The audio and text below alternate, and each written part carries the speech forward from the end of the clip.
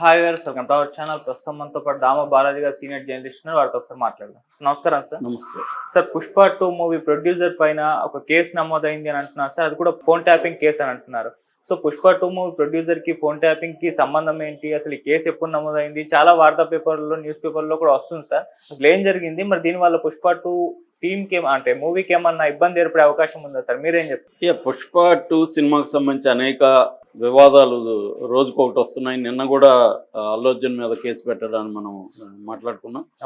ఈరోజు పుష్ప 2 సంబంధించిన ప్రొడ్యూసర్స్ మైత్రి movie makers సంస్థ, దాంట్లో 2 ప్రొడ్యూసర్లు ఉంటారు. ఒకరు నవీన్ ఎర్నేని, 2 రవిశంకర్ ఎలమంచిలి. సో ఇది నవీన్ ఎర్నేని ఇప్పుడు ఫోన్ ట్యాపింగ్ కేసులో ఇరుక్కున్నాడు. ఆయన మీద non bailable case Jubilee hills police స్టేషన్లో రిజిస్టర్ అయింది అని Jubilee hills police station CI Venkateswara Reddy ప్రకటించాడు. సో ఇది ఒక సంచలనం క్రియేట్ చేస్తుంది. అంటే పుష్ప 2 రిలీజ్కి ముందే ఈయన ఏమన్నా అరెస్ట్ అవుతాడా అన్న వార్తలు ఇప్పుడు వైరల్ అవుతున్నాయి. సో అసలు ఏంటి కేసు? రెండోది, ఫోన్ ట్యాపింగ్కి ఈ జూబ్లీ హిల్స్ పోలీస్ స్టేషన్లో పెట్టిన కేసుకి సంబంధం ఏంటి అని చూసినప్పుడు ముందుగా మనం ఫోన్ ట్యాపింగ్ కేసుని కొద్దిగా మాట్లాడుకుంటే, ఫోన్ ట్యాపింగ్ కేసు అనేది కేసీఆర్ ఉన్నప్పుడు ప్రత్యర్థుల మీద, రాజకీయ ప్రత్యర్థుల మీద కావచ్చు, సొంత పార్టీలో ఉండే అసమ్మతివాదుల మీద కావచ్చు, అట్లాగే జర్నలిస్టుల మీద, పౌర ప్రజా సంఘాల నాయకుల మీద, తర్వాత వ్యాపారస్తుల మీద, ఇలాగ రకరకాల వాళ్ళ మీద నిఘా పెట్టడానికి ఆయన ప్రణీత్ రావు అనే ఒక, అంటే తన సామాజిక వర్గానికి చెందిన కొంతమందిని నియమించాడు. ప్రణీత్ రావు ఎస్ఐబిలో ఆయన ఆఫీసరు, అట్లాగే ఎస్ఐబికి డీజీగా ఉన్న ప్రభాకర్ రావు, తర్వాత రాధాకిషన్ రావు ఎవరు అంటే టాస్క్ ఫోర్స్కి ఓఎస్డి అనమాట ఆయన. ఇలాగా కొంతమందిని నియమించుకొని ఫోన్ ట్యాపింగ్లు చేశారు. అయితే ఇక్కడ ఏం చేశారు వీళ్ళు, ఎప్పుడైనా పోలీసులకి నువ్వు ఒక చట్ట వ్యతిరేక పని అప్పగిస్తే దాన్ని ఉపయోగించుకొని వాళ్ళు మనకు చట్ట వ్యతిరేక పని అప్పగించాడు కాబట్టి మనం దీన్ని ఉపయోగించుకొని సొంతంగా వ్యవహారాలు చక్కబెట్టిన అతను మనల్ని కంట్రోల్ చేయలేడు, ఎందుకంటే అతనే చట్ట వ్యతిరేక పని చేస్తున్నాడు. కాబట్టి వీళ్ళు ఏం చేశారు తెలివిగా, ఇది ఉపయోగించుకొని చాలామంది వ్యాపారస్తుల మీద నిఘాలు పెట్టడం. వ్యాపారస్తులు అందరూ కూడా చట్ట ప్రకారమే వ్యాపారం చేయడం అనేది ఇండియాలో జరగదు. ఇండియాలో చట్ట వ్యతిరేక కార్యక్రమాలు వ్యాపారంలో అనేకం జరుగుతుంటాయి. అవన్నీ వీళ్ళు కనిపెట్టి ఏం చేస్తుంటారో వాళ్ళని బ్లాక్మెయిల్ చేసి డబ్బులు లాగడం, ఆ కంపెనీల షేర్లు కొన్ని వేల మనుషుల మీద రాయించుకోవడం, ఇలాగా రకరకాల పనులు, బ్లాక్మెయిలింగ్లు పెద్ద ఎత్తున చేసి వీళ్ళు డబ్బులు సంపాదించుకున్నారు ఈ టీం. ఇది అలిగేషన్ అనమాట. ఇది ఇంకా ప్రూవ్ కాలేదు. ఇది ఈ అప్పట్లోనే మనకి వార్తలు కూడా వచ్చాయి. అందులో ఒక కేసు ఏంటంటే, క్రియా హెల్త్ కేర్ అని ఒక సంస్థ ఉంది. ఆ క్రియా హెల్త్ కేర్ అంటే చెన్నుపాటి వేణుమాధవ్ అనే ఆయనది. ఆయన అమెరికాలో వ్యాపారాలు చేసి 2008లో ఇండియాకు వచ్చి 2011లో ఈ క్రియా హెల్త్ కేర్ అనేది తన ఎన్ఆర్ఐ మిత్రులతో కలిసి పెట్టాడు అనమాట. ఈయన దానికి ఎండీగా ఉన్నాడు, మేనేజింగ్ డైరెక్టర్. దీంట్లో వాళ్ళ మిత్రులు, పార్ట్నర్లు, కో డైరెక్టర్లు గోపాలకృష్ణ సూరెట్ల, రాజ్ తల్సరి, రవికుమార్ మందలపు, వీరమాచినేని, పూర్ణచంద్రరావు, వీళ్ళు నలుగురు. ఒకప్పుడు దీంట్లో నవీన్ ఎర్నేని కూడా ఉన్నాడు ఒక డైరెక్టర్గా. ఎందుకంటే నవీన్ ఎర్నేని కూడా అమెరికాలో వ్యాపారాలు చేస్తుంటాడు. ఆయన కూడా ఈయనకి ఫ్రెండు, ఈ మాధవ్కి. సో వీళ్ళంతా కలిసి పెట్టారు అనమాట. సో పెట్టినాక ఈయన సినిమా రంగం కోసం ఈయన బయటకు వచ్చేసాడు. 2015లో ఈయన తన ఫ్రెండ్స్ ఇంకొక 2తో కలిసి, అంటే ఇటు రవిశంకర్ ఎలమంచిలి, తర్వాత మోహన్ చెరుకూరి, వీళ్ళ 2తో కలిసి ఆయన మైత్రి మూవీ మేకర్స్ 2019లో పెట్టుకున్నాడు. అయితే మోహన్ చెరుకూరి పక్కకి వెళ్ళిపోయి వైరా ఎంటర్టైన్మెంట్ పెట్టుకున్నాడు. ఇప్పుడు మైత్రి మూవీ మేకర్స్ ఈ 2 ఉన్నారు, నవీన్ ఎర్నేని, రవిశంకర్ ఎలమంచిలి.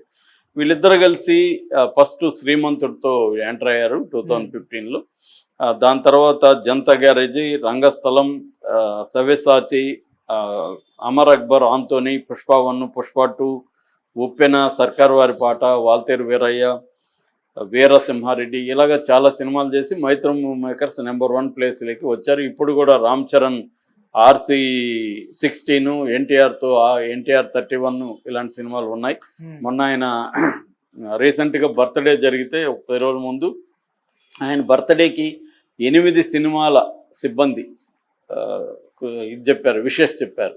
అంటే 8 సినిమాలని ఆయన ప్రొడ్యూస్ చేస్తున్నారు. వాళ్ళ స్టాఫ్ అంతా కూడా ఈయనకి చెప్పి ఒక రికార్డు అనమాట, ఇండియాలో అదొక రికార్డు. 8 సినిమాల స్టాఫ్ ఒక ప్రొడ్యూసర్కి బర్త్డే విషెస్ చెప్పడం, దాని మీద అందరూ మీడియా కూడా రాశారు. ఆ స్థాయిలో ఈయనకి పేరుంది.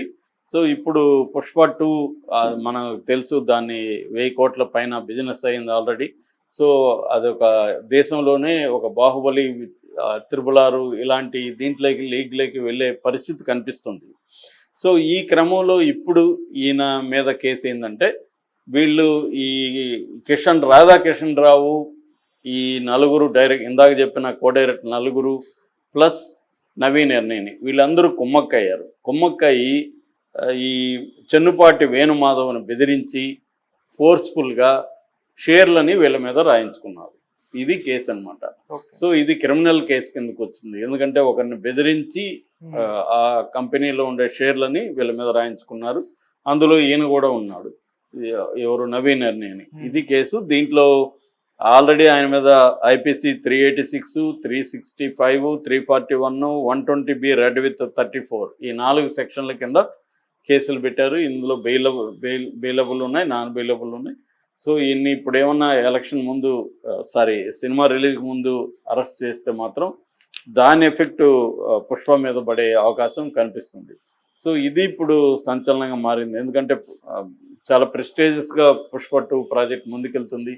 ఇది కానీ పడితే అంటే సినిమా మీద ప్రభావం, సినిమా పెర్ఫార్మెన్స్ మీద ప్రభావం పడకపోవచ్చు, కానీ దాని ప్రమోషను, దాని వెనకాల అనేక వ్యవహారాలు ఉంటాయి. సో దాని మీద సినిమా ప్రభావం, ఇతని అరెస్ట్ కానీ అయితే ప్రభావం పడే అవకాశం ఉంది. బట్ అరెస్ట్ అవుతాడా లేదని చెప్పలేం. ఎందుకంటే రేవంత్ రెడ్డి ఆల్రెడీ నిన్న కూడా అల్లు అర్జున్ని మెచ్చుకుంటూ ఆయన మాట్లాడాడు. సో రేవంత్ రెడ్డి అనుమతి లేకుండా ఇది ముందుకు కేసు కదలదు. చాలా కేసులు ఏంటంటే మనం చూసాం, గతంలో కూడా రేవంత్ రెడ్డి మీద పెట్టిన కేసులు ఏమి ముందుకెళ్ళలేదు. అట్లాగే రేవంత్ రెడ్డి ఇప్పుడు వీళ్ళ మీద పెట్టే కేసులు కూడా జనరల్గా ఎక్కువ సార్లు ఏంటంటే రాజకీయ ప్రత్యర్థుల్ని కంట్రోల్ చేయడానికి కేసులను వాడుకుంటుంటారు. అంటే నువ్వు తోకాడిస్తే ఈ కేసుని ముందుకు తీసుకొస్తాను, సో అలాగా పెట్టుకుంటారు తప్ప వాటిని యూజ్ చేసేయరు. అంటే యూజ్ చేసేస్తే మళ్ళీ ఇది పనిచేయదు కదా, మన దగ్గర పెట్టుకుంటేనే అది పనిచేస్తుంది. అందుకని చాలాసార్లు ఏం చేస్తారంటే కేసులు పెడతారు. ఇప్పుడు జగన్ మీద 20 కేసులు ఎందుకు ముందుకు వెనక్కి వెళ్ళలేదు 11 ఏళ్ళు కంటే, జగన్ని కంట్రోల్లో పెట్టుకోవడానికి మోడీ ఆ కేసుల్ని ఉపయోగించుకున్నాడు. అలాగే రేవంత్ రెడ్డి కూడా ఫోన్ ట్యాపింగ్ కేసు కావచ్చు, తర్వాత ఈ మిగతా కేసులన్నీ కూడా ఇటు కేసీఆర్ మీద, కేటీఆర్ మీద ఉన్న కేసులు కూడా ఆయన లాజికల్ ఎండ్కి తీసుకుపోయి వీళ్ళని అరెస్ట్ చేస్తారా అనేది డౌటే. సో అరెస్ట్ చేస్తే మనకేంటి ఉపయోగం, చేయకపోతే మనకేంటి ఉపయోగం అనేది బేరీ చేసుకుని దాన్ని బట్టి మూవ్ అవుతుంటారు. ఆ రకంగా ఇప్పుడు ఈ కేసులో రాధాకృష్ణరావు ఆల్రెడీ వాంగ్మూలం ఇచ్చాడని చెప్తున్నారు. ఆ వాంగ్మూలంలో నవీన్ ఎర్నేని పేరు కూడా రాశారు. అంటే ఈయన ఏమేమి అక్రమాలు చేశాడో మొత్తం లిస్టు ఆయన ఇచ్చేశాడు. అక్రమాలలో ఎవరెవరు భాగస్వాములో కూడా ఆయన చెప్పాడు.